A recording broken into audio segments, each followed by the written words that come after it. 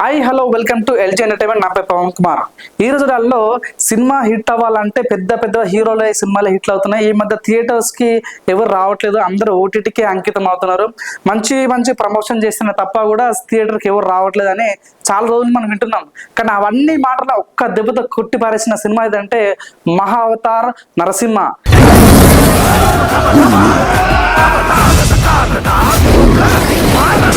ఈ సినిమా నిజంగా చాలా చాలా మందికి చాలా ఆకట్టుకుందని చెప్పుకోవచ్చు. ఈవెన్ ఈ సినిమాకి థియేటర్కి వెళ్ళిన వాళ్ళందరూ కూడా బయట చెప్పులిప్పి మరి సినిమా థియేటర్కి వెళ్ళి సినిమా చూస్తారంటే మీరు అర్థం చేసుకోవచ్చు.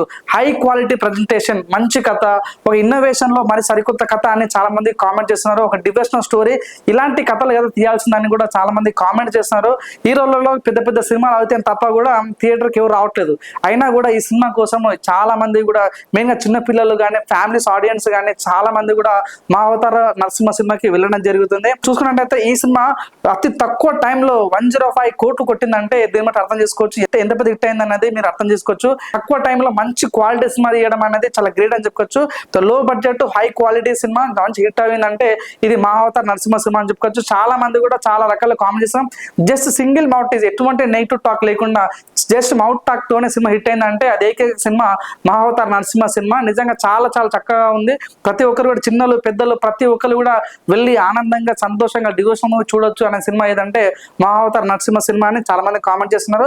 మీరు ఈ సినిమాకి వెళ్ళి ఉంటే కామెంట్ చేయండి, వెళ్ళాలని అనుకున్న వాళ్ళు కూడా కామెంట్ చేయండి. ఈ సినిమా ఎలా అనిపించిందో కామెంట్ చేయాలని మనస్ఫూర్తిగా కోరుకున్నాను. చూస్తూనే ఉండండి ఎల్జీ ఎంటర్టైన్మెంట్. నా పేరు పవన్ కుమార్.